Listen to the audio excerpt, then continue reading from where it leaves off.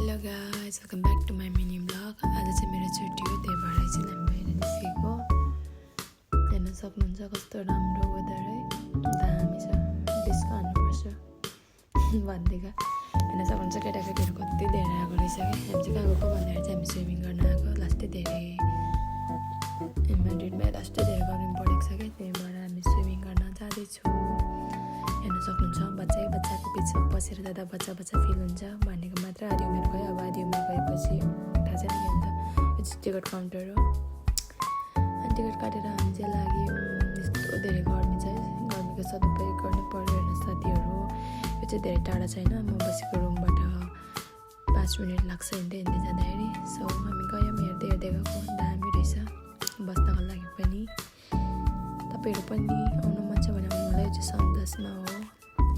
हामी चाहिँ पुग्यौँ है। अब पुगेर स्विमिङ गर्न आउँदैन, पानीको टुक्काएर अनि त्यस पछाडि घाम तापेर बसेको।